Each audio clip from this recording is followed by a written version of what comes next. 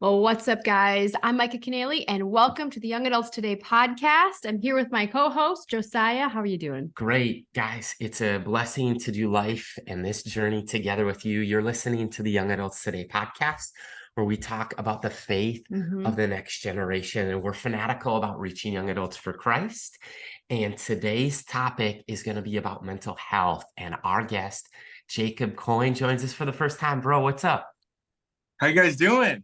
We're doing Good to be well. here. We're so happy to have you, and I believe our listener will be too. So we'll see what God does. Let's do it.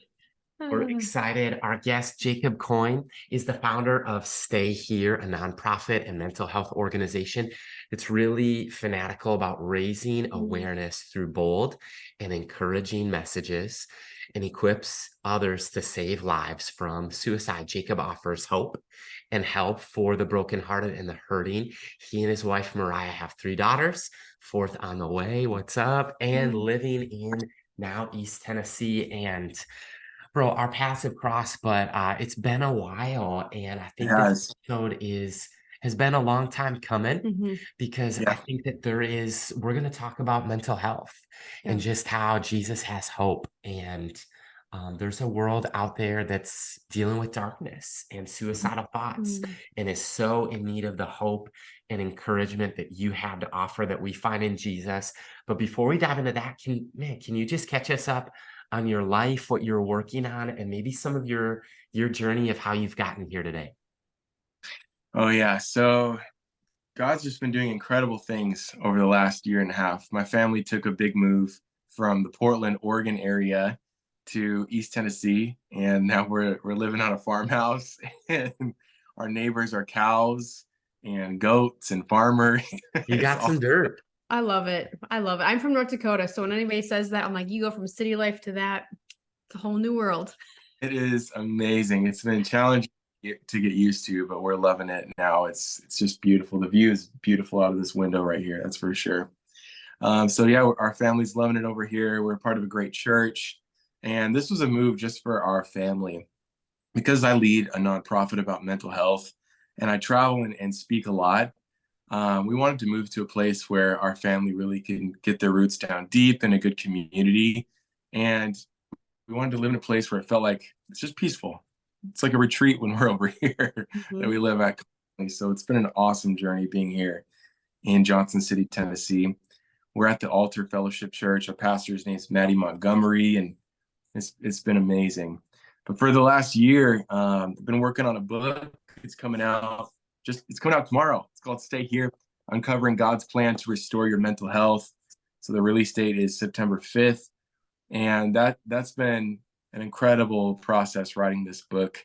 A lot of tears were shed writing this book, bringing Jesus into the world of mental health. Sometimes can be intimidating. I don't know if you guys have ever experienced that before, but it feels like the topic of mental health or suicide prevention. Sometimes there's some red tape when it comes to bringing Christianity or Jesus into it. But with what we do with our organization, Stay Here, we want to save lives now. We want to save lives for eternity. So this book it's an amazing book. There's stories from people within Gen Z that I know, that had plans to kill themselves, and they said, "No, I want to live. I don't want to die. I want to see what God has for me." And they've chosen life, and now they're thriving. They're in ministry. They're preaching the gospel. They're traveling around the world, and their Stay Here story is so powerful. So there's tons of stories like that, and the book's out tomorrow. I can't wait for that. And then what else? In just a few days, on September 10th, for World Suicide Prevention Day, we have a campaign that we've been working on this year with NFL quarterbacks, and we're about to have 57 NFL quarterbacks. They did one video calling this generation to stay here. So you're going to see all these different legends, Hall of Famers and active QBs saying, "Stay here. Your life matters. Stay in our huddle. You have so much more in this life. Don't give up yet." And this video is going to be played in a couple NFL stadiums. I'm going to be in New York to watch it at the New York Giants versus Dallas Cowboys game. And it's going to be posted by the NFL quarterbacks, by a couple football teams. We're really believing it's going to reach millions of people, not for the sake of reaching millions of people, but for the sake of saving lives. It's not just a PSA video. We're able to partner with so many life-saving organizations like BetterHelp and the American Foundation for Suicide Prevention, the 988 Suicide Prevention Lifeline, and they're offering their services for free. BetterHelp is offering free therapy for 1 month, 4 sessions, for anyone who signs up on qbunited.org. So we're going to see so many lives saved. This has been such a journey, even just for our family. When you get into the mental health space and suicide prevention as a believer, it was difficult for our family to get into that. We had a lot of pushback. People saying, be an evangelist only. Don't get into that. Just preach the gospel of Jesus. But I find in the gospels of Jesus is constantly reaching after the whole person. Mm-hmm. He doesn't want to say the sinner's prayer. He heals the whole heart. He heals you mind, body, and soul. So mental health matters to Jesus. And that's what he did for us on the cross. He restores us from the inside out. So I'm sorry, you probably have questions, but there's so much crazy stuff happening. Congrats. Few days, and we're so excited about it. This is like the Super Bowl for our organization, the month of September, because it is Suicide Prevention Month. Yeah, man, you're doing great work. The off-track question, because somebody out there is going to appreciate this. I remember your pastor, Maddie Montgomery, leading a band called For Today. So I'm just curious tell us about worship at your church. Is there any screamo? Is there any, maybe at youth night? No?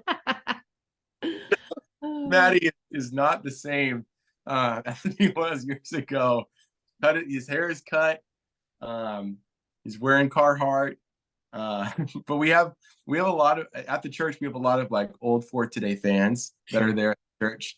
But no, our music is very, it's got a little bit of the Appalachian sound. I mean, there's a little bit of like the folky bluegrass. Like we have banjos sometimes. Yeah. And we're singing just, most of the mainstream songs. And then altar music, our church's band, they make a lot of their own songs, and they're just beautiful. So no, it's not crazy screamo headbangers at worship. We don't have mosh pits. Oh, that's the after party. No, I'm just kidding. Yeah. Oh my gosh, that's too fun. Well, speaking of young adults, the next generation that's living and that's going to be arriving, that's already here, Jacob, I'd just be so curious, like, why do you believe that reaching the next generation in our day and age is so vital and important? I mean, you even alluded to in your book, like, there's stories of Gen Zers in there that have, I don't know the books or the stories, but probably people who, like you said, they plan to take their own lives. But why do you believe that reaching the next generation is so vital? Oh man, it's so vital because, I have children, so I want to not only raise my own children up in the way that they should go, but I want to make sure that they're surrounded with good leaders to look up to. And you guys are probably full aware of this, that young adults are leaving the church more than ever right now. And we want to change that. We can change that. We have to change that. If we don't do something about that, who are my children going to look up to? Who's going to pastor them? Who's going to lead them? My kids are 8, 4, almost 2, and then 1 on the way. I want to see people all across the United States that they want to follow, churches that they want to go to, things they want to be a part of. So that's how it was for me. When I was a teenager, when I gave my life to Jesus, there are so many things I could have been a part of. So many ministry schools, so many great colleges. And I want to make sure that it's better for them than it was even for me. Young people are going to be the voice of the next generation. The people that I listened to and looked up to when I got saved, they're not leading Gen Z anymore.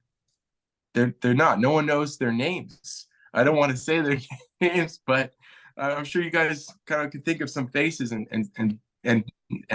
people that maybe you looked up to, podcasts that you listened to, sermons that you used to watch on YouTube.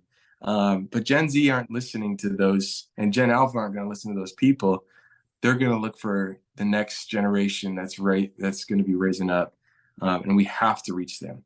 We have to reach them. And statistics tell us, I mean, suicide rates, this is what I'm constantly around with our organization, suicide rates are highest amongst Gen Z, ages 13 to 30.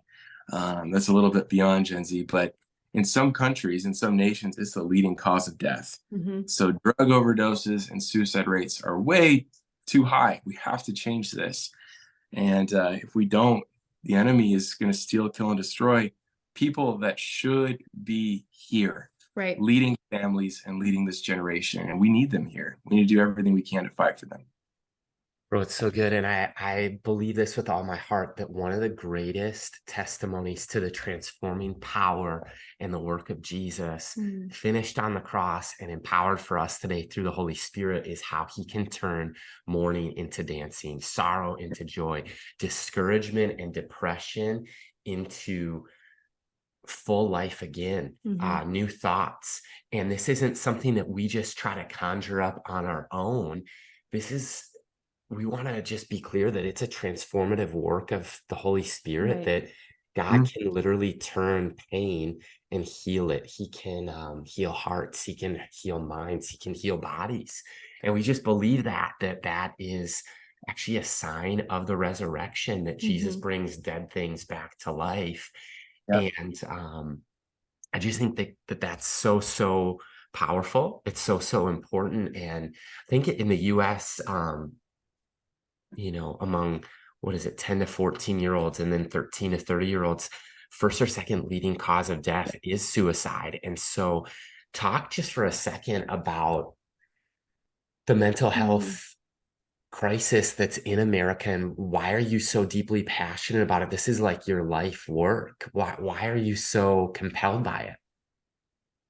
Yeah, I'm compelled by it because it started for me losing my uncle to suicide in 2015. That was heartbreaking, and it still is every day. I miss him so much. And when I was a youth pastor, I lost 2 students to suicide, and that just wreaked havoc on the schools that they were in. When one student, especially, his nickname was Chubbs, he took his life. There were 2 more students in his school that took their life that year. So seeing that take place is heartbreaking. And then the last straw for me was when I had a friend of mine named Jared Wilson, who was a pastor. He took his life on World Suicide Prevention Day, September 10th, 2019. That's sending a message right there. And I wish Jared was still here. I wish all of those people were still here. But when Jared took his life, for me, that was it. I had to understand why people do this, because I actually felt like the Lord was speaking to me about Jared.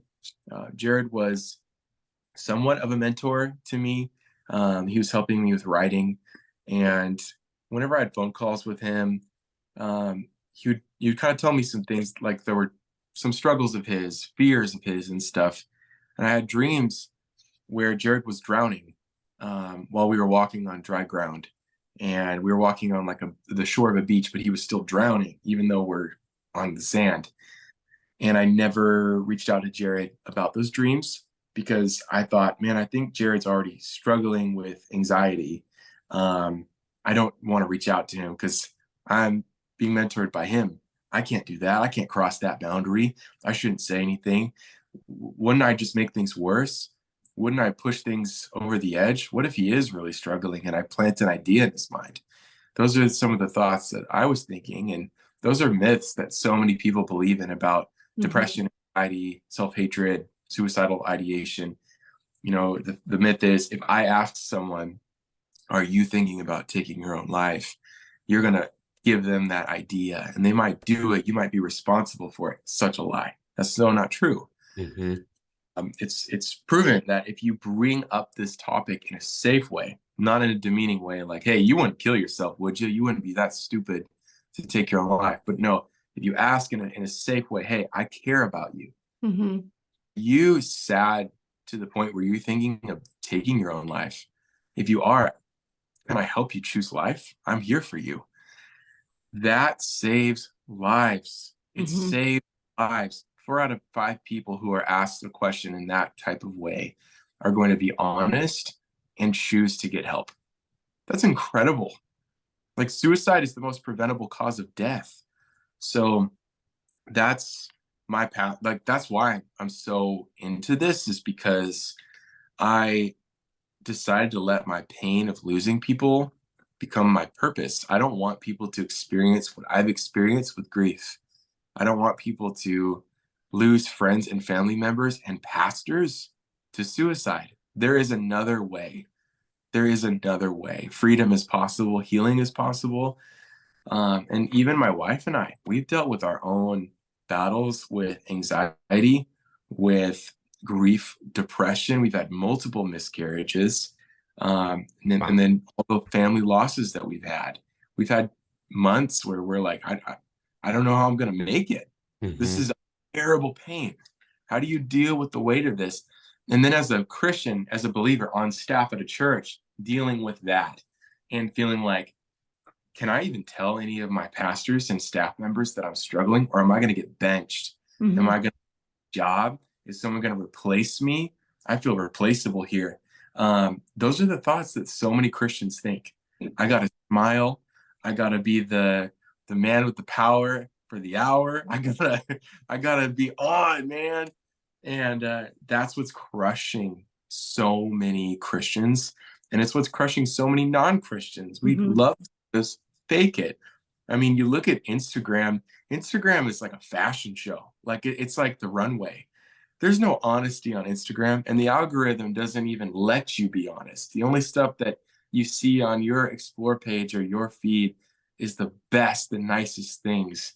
Well, so go there for just a second on social media, because I mean, a part of your journey too is providing a message of hope on TikTok and on Twitter, that's now X, or Instagram. And I mean, talk as openly as you will about your own journey with social media, because I think that it's almost like a lot of leaders I talk to or even listen to this podcast, they view it as a necessary evil. It's like, on the one hand, the iPhone could be the coolest invention in the world because you can FaceTime grandparents, and we can have this conversation right now in different states, and you could listen to this podcast, or you could grow as a leader, as a learner. You could read books, you could take courses. And then at the same time, it's like the devil that we put in our pocket. So if you will, Jacob, I know that puts you on the spot, but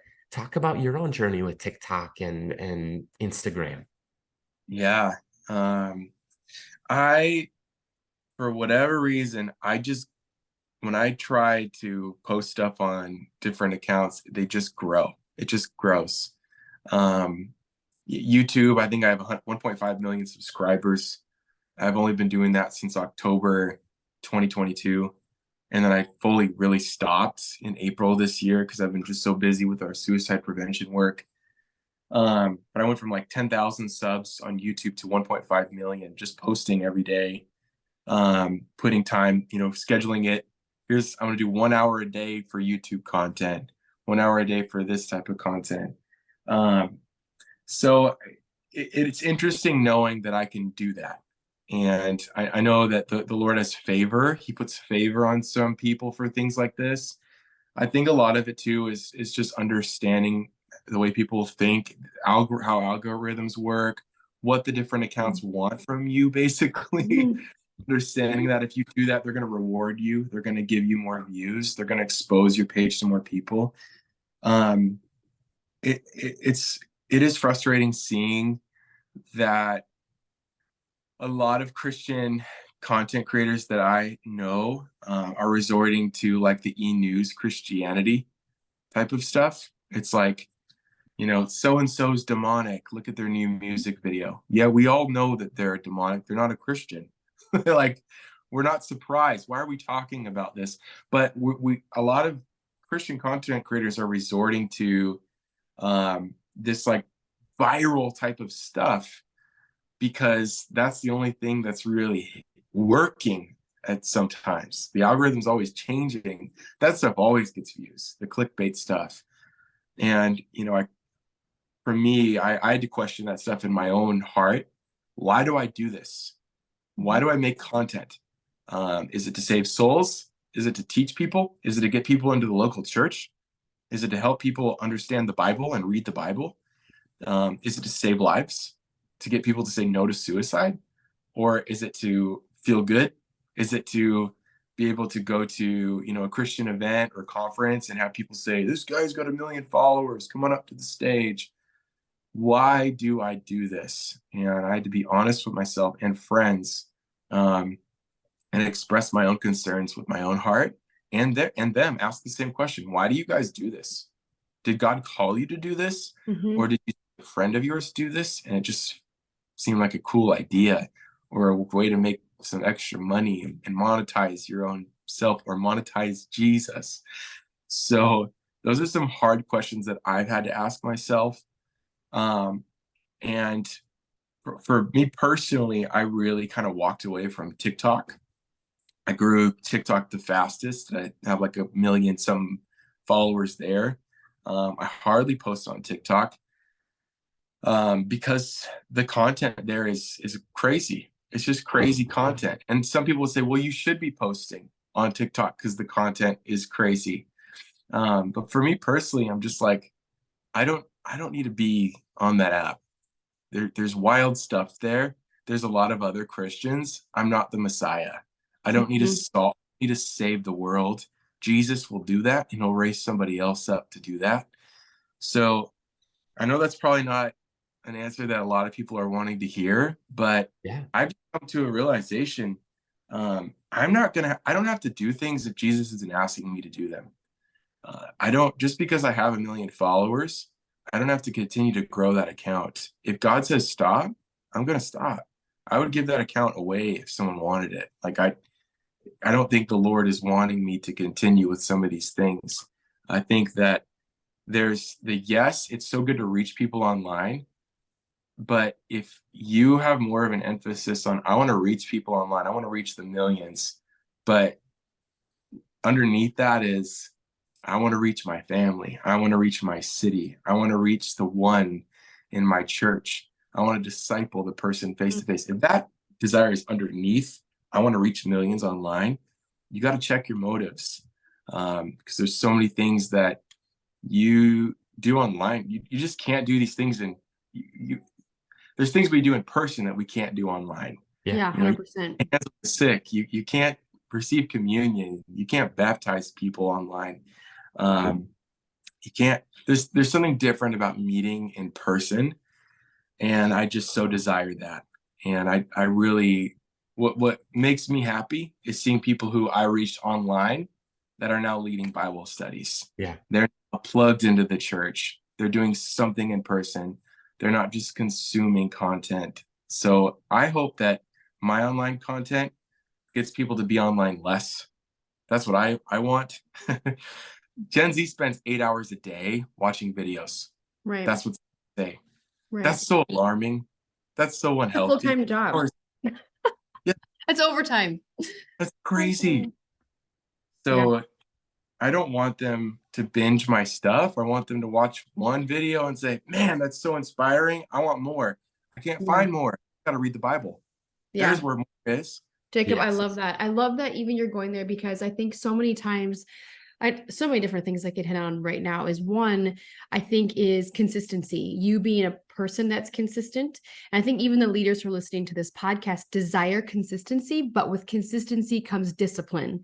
And that reflects the condition of our heart of, why am I posting this? Why do I potentially want to reach the millions surface level when I can reach 1,000 in my community of 2,000 and see them radically change and transform to multiply what God's doing in my life.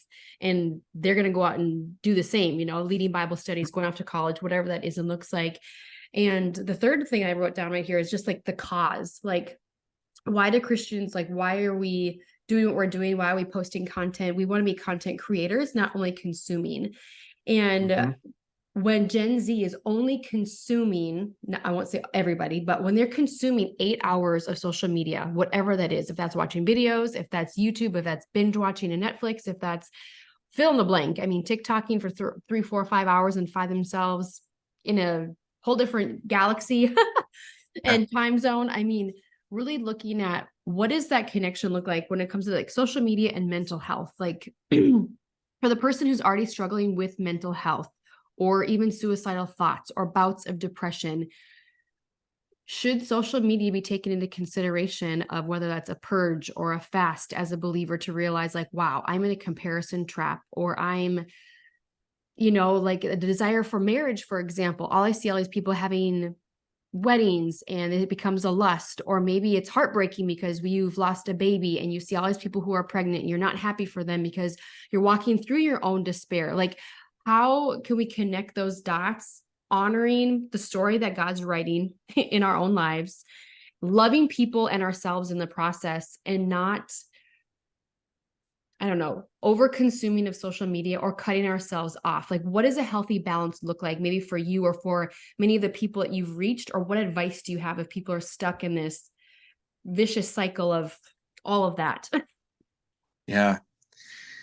Oh man, you really have to just be honest with yourself, and maybe find someone who could be more honest than you are with your own self, and ask them those types of questions. Hey, do you notice in my life if am I just copying what I see on social media? Am I living vicariously through other people? Do you feel like do you think that I'm happy with the way I'm living my life?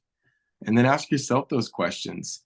For me personally, I don't like to scroll. I get caught we call it in our house the scroll hold. You got caught in the scroll hold. I don't like to do that because I'm prone to compare myself, or see a gathering or something like that, or a conference, and the enemy is quick to just do the old tricks. You didn't get invited. You're not speaking at that thing this year. You're not there. Why aren't you there? Or you should have been there. Why didn't you go to that? You should be networking. You should be connecting. That all sounds like ambition to me. That doesn't sound like the kingdom of God. So that's what I'm personally prone to, and I've got to stay clear from that. And then also, scrolling affects the way I create content, because I might see someone else's idea and it's like, oh, that'd be cool if I did my own thing, my own way, like that. Instead of getting your creativity from the source, the creator. I think God has the best content, and it's meaningful, it's going to last, and it's something that no one has seen before, instead of doing a world's version. And then, with the connection, so that's me personally. And then the connection with mental health, there's already stats for all this. The tie-in with being isolated and being on your phone and consuming things, your brain is such a sponge. I mean, here's a real example for you for that happened to me this morning. I got on Instagram just like an hour and a half ago, and I follow a couple pro-life accounts, and nothing against this pro-life account for doing this. This is me. They showed a music video from a secular artist named Doja Cat, and she has a couple videos where she's promoting abortion, and the lyrics are crazy. She's like dressed up like a demon in this music video, and they're showing the video, and the song is so catchy. It's like such a catchy sound. The song got in, they're like playing the song on this pro-life video, and they're saying, this is so demonic. This is what the world's going to. And I had to pray. Like 30 minutes later, the song's still like rolling through my head. And I just saw a clip of it. And I'm like, man, this is what people go through on a daily basis, consuming all this content. And then it just stays there. Mm-hmm. This stuff just stays in your head. The lust of the eyes, the lust of the flesh, and the pride of life. That's what the Bible says.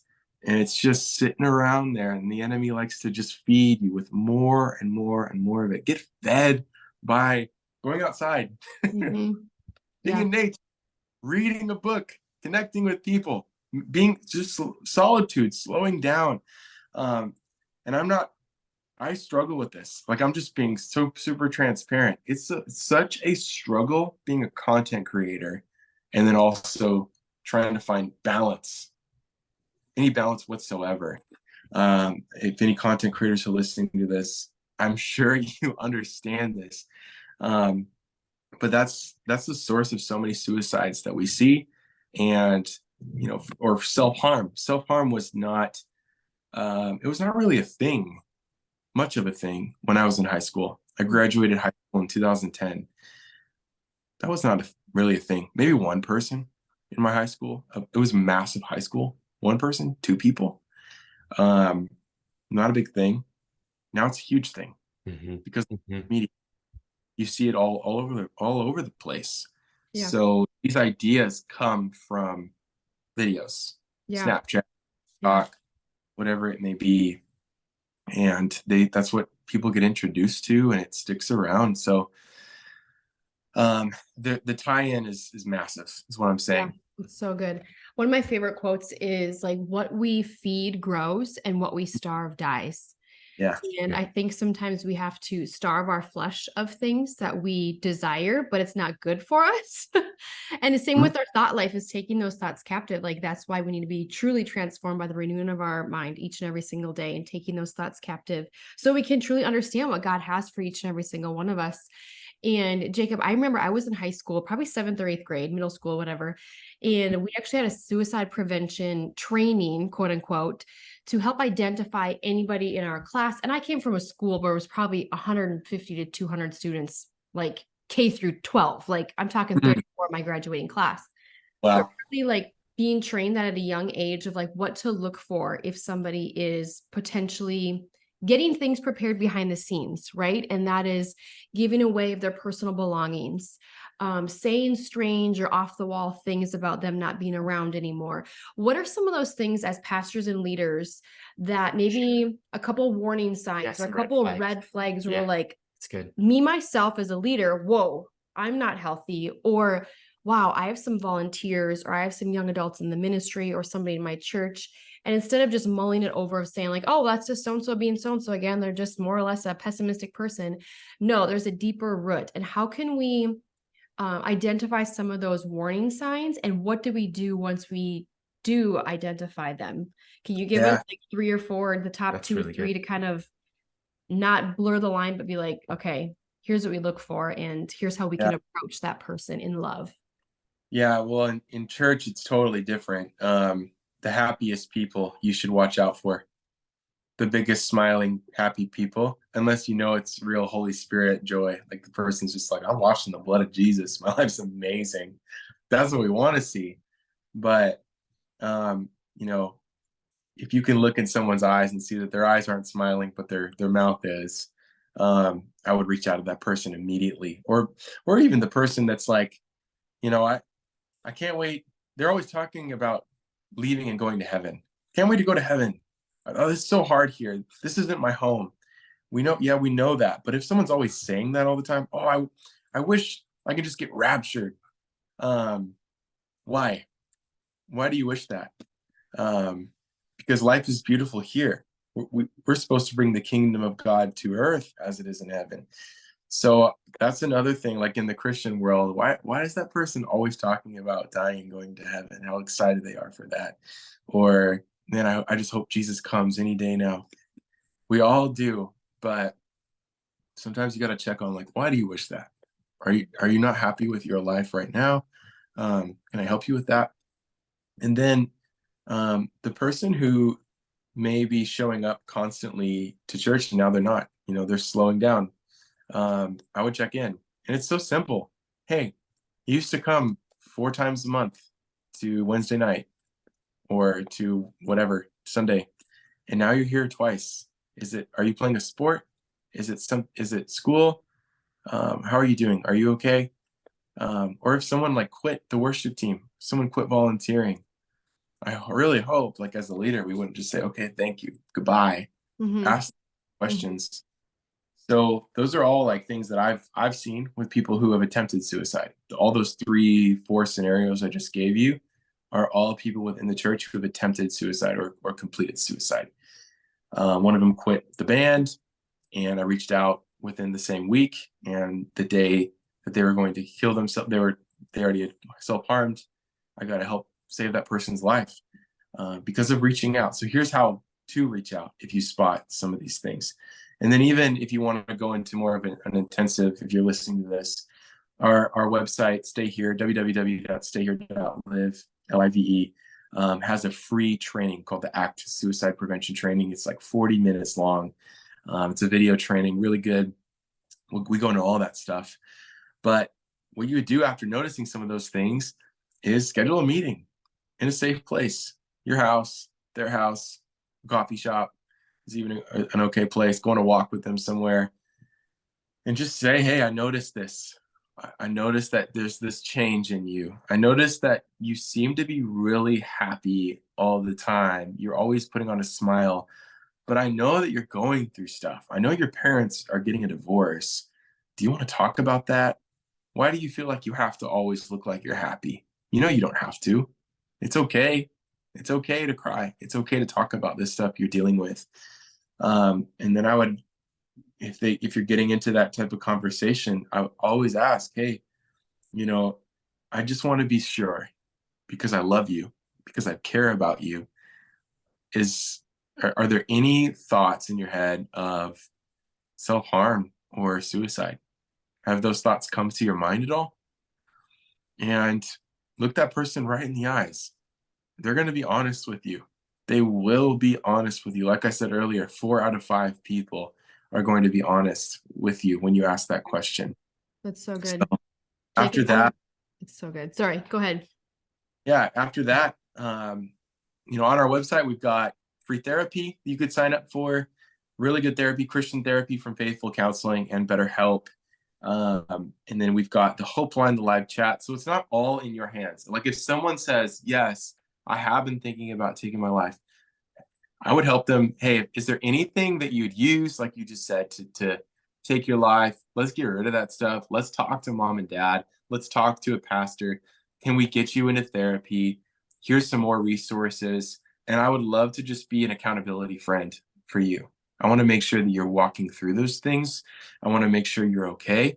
Can I text you, or can you text me whenever you're having those thoughts? I just want to pray for you. And I want to make sure that you're going to continue on this journey of choosing life and going through therapy and going through this journey of healing with your family and with me and some other friends, your pastor. So it's not all in your hands. You're not, I think that's a lot of people's fears. Like, I don't want to ask the question, are you thinking about taking your life? Because I don't want to be responsible.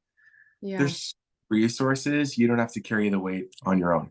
Yeah. One crazy fun approach I learned that I think could be applicable to a conversation, if this would ever need to happen with anybody in ministry or anybody outside of ministry. And I was at Hobby Lobby and there was this mom walking around and her daughter came up. She's like, Mom, do you want to buy me this?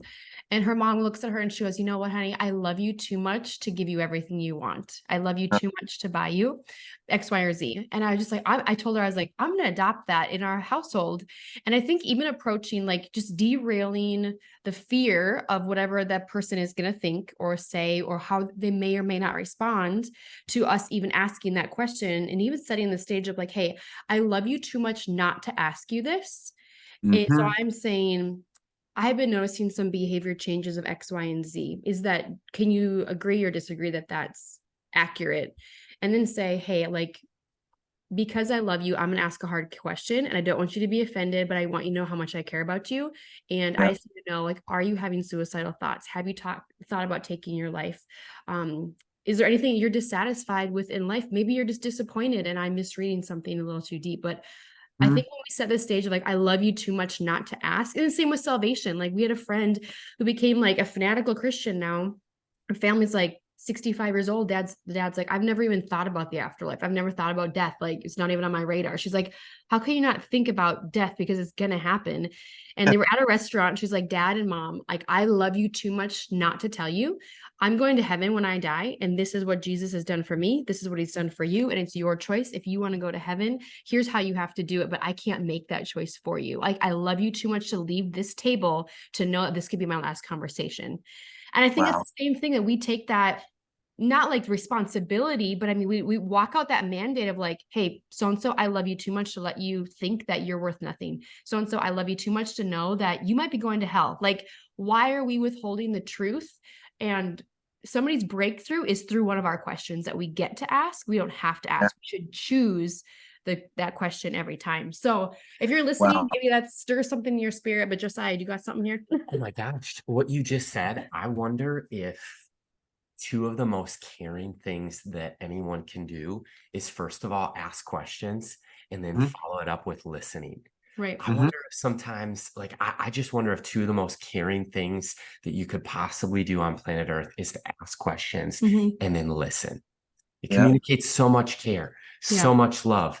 And I mean, I'm just reminded of a generational researcher, Tim Elmore. He said this about our phones. And it's interesting that almost any time we have a mental health conversation about the next generation or with the next generation, the topic of screen time and social media and phones come up. This is what Dr. Tim Elmore said. He said that when our phones had leashes, we were free. And now that our phones are free, we have leashes. Like, we're Wow. tethered to our technology. And I think that my own journey is one where I just notice a different feeling mentally as far as joy or overall levels of satisfaction in life and family and just enjoyment or stress or tension, all of these things. I can feel different when first thing I wake up and grab my phone in the morning, Mhm. and that's a negative feeling, versus if I do other things, spend time with God, spend time with my family. And I think that similarly on a family night, we pick up girls, our girls, and just end work. And if I can plug in my phone and not touch it till after bedtime, I feel like, man, that was a Plug great to day. unplug Yeah, almost. yeah, exactly right. And I mean, a That- date night, if I leave the phone at home, Mhm. I just feel so much more dialed in, so much less distracted. And usually then I'll check it, say 4 or 5 hours go by. And it's like, oh my gosh, I didn't really miss out on anything. I can Right. call that person back. I can reply to a few texts, and I really didn't miss much. Well, because we realize that we're narcissistic people. Like, wow, the world went on with me for 5 hours and nobody reached out. Yeah. Get over yourself. And I'm guilty too. So when I say that, I'm just like, wow, like, don't flatter yourself. Yeah. And I just want to encourage the listener with this. Life is such right now that a youth student could be homeschooled, or they could do asynchronous learning online.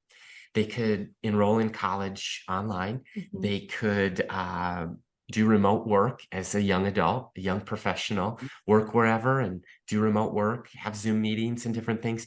And they could attend church online. And this is what I just heard Stephen Furtick say this, that he'll meet young adults who say, "You're my pastor, and I'm living in Austin, Texas." And he goes, "Great. When did you stream the message online?" "Oh, I watched it on Instagram." And he goes, "So this means you think that I'm your pastor from watching a 1-minute clip on Instagram." And when it came from his mouth that he said this, I was like, whoa, the world is changing. And so Yeah. I just want us to show up in person Yeah. for people.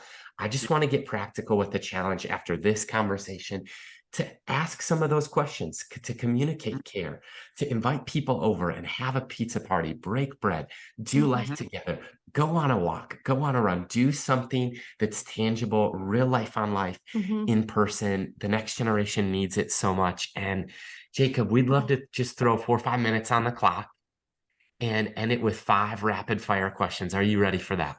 Let's do it. All right. Okay, Right. let's start with this. If you could travel one place and bring one snack, where would you go and what would you bring? Oh man. Right now, the first thing that came to my head was Cannon Beach in Oregon. My wife and I just missed the coast. I would bring sushi. Ooh, okay. See, he knows what's going on. All right. Question number 2. What is the best advice you've ever received? The best advice I've ever received. Um, let's see. The best advice I've ever received. That's such a good and hard question. Be ready I- in and out of season.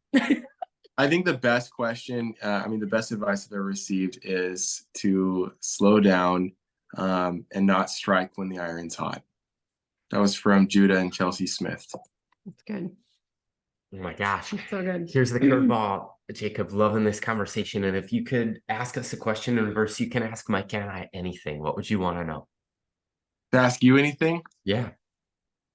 Uh, let me ask you this.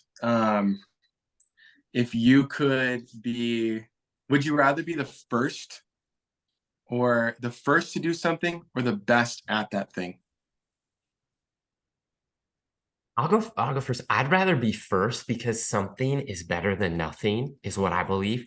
And somebody's got to move the needle. Somebody's got to be an early adopter. And Mm, there's always going to come along somebody who's going to break the home run record. There's always going to be somebody who does whatever was just done unbelievably, remarkably, world record, life-changing. Somebody's going to do it better. But I think that so often everyone thought that running a 4-minute mile was impossible until somebody did it. And now dozens of mm, people have done it. And so I'd rather push the envelope to be apostolic, to be a pioneer, to break new ground. And somebody else can come along and perfect it or make yeah, it better or move it further. But I think that just showing somebody that it's possible, breaking new ground, that matters to me. Yeah, that's I think I would agree with Josiah. I mm, think we are, well, I think we're both pioneers, but have an entrepreneurial spirit. And I mm, think there's something fun, not about being like, oh, I'm the first to do whatever. It's like, okay, who do we get a hoist on our shoulders that's going to be able to go further and faster and just do it better than us? And I think when we recognize and realize that, that keeps discipleship and mentorship and friendship and just community in the forefront of our mind of like, who's coming with us? Like, you can't go alone. So who's linking arms with us in that field to truly pioneer new ground? And who's going to be the predecessor? Who's like, who are we going to hoist on our shoulders and further God's kingdom in such a beautiful way versus being the best and declaring us as the best? Because like Josiah said, someone's just there's always going to be somebody bigger, better, faster, richer, smarter. But if mm, you're the first there, then they just can make whatever you have better and be more innovative in the process. So really yeah, good.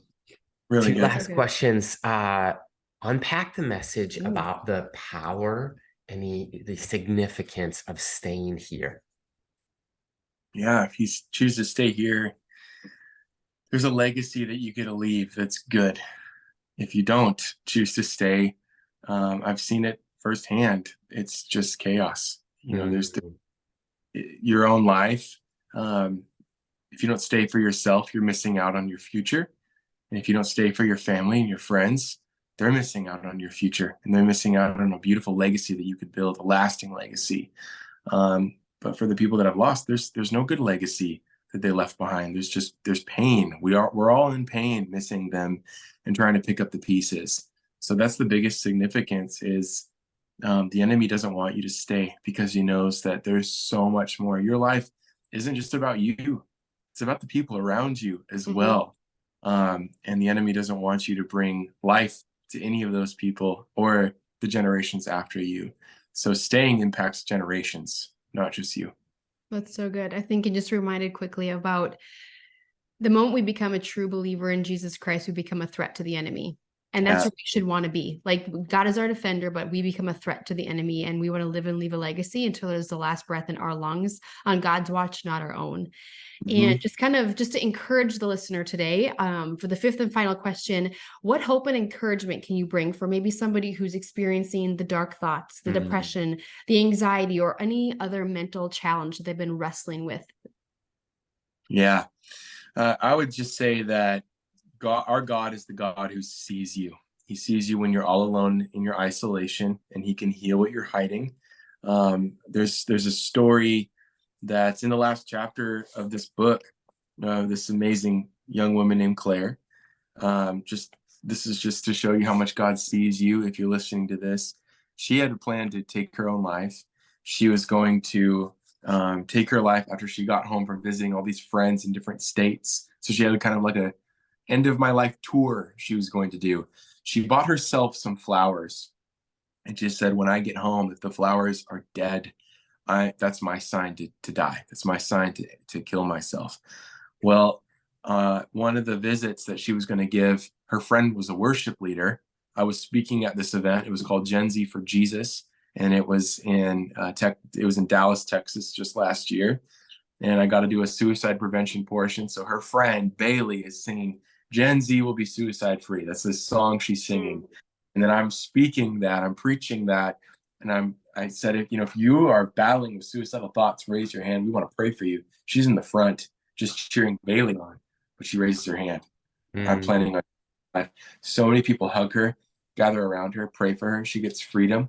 Guys, when she got home, after visiting all these friends, a week later, 2 weeks later, the flowers were not dead. They weren't like all rotten and moldy. You know how that Praise happens? God. Oh yeah. The flowers were preserved. Like it was like when you dry flowers upside down. They were like this beautifully dried out flowers. So she still has the flowers. They're not all moldy and nasty and wilted. They were preserved. And for her, it was like, wow, even while I was gone, like I didn't do this. The Lord did this as just a sign for me. It's not my time to die. God is preserving me. He's preserving my life like he did these flowers. So I just want to tell you, if you're listening to this and you're battling with mental illness, with pain, grief, depression, suicidal thoughts, he who began a good work in you will complete it unto the day of judgment. Jesus said, I will by no means cast away anyone who comes to me. If you come to Jesus, he won't cast you away. He won't push you away. No matter how bad your pain is, Jesus can handle it. And it might feel crazy. You might feel like you're going crazy sometimes, but you are not crazy. Jesus can handle this stuff. And even when you're not feeling okay, Jesus is always okay. You can always come to him and you can always give him the stuff that's on your shoulders. And he's strong enough. He's able to heal you. And he's able to bring you into a new community. If you need community, if you're isolated and you need help, he can lead you to the right people that are going to carry this weight with you. Amen. It's amazing. And the message is stay here. The guest is Jacob Coyne, and there is always hope. There is always healing, and there's always help. You're listening to the Young Adults Today podcast.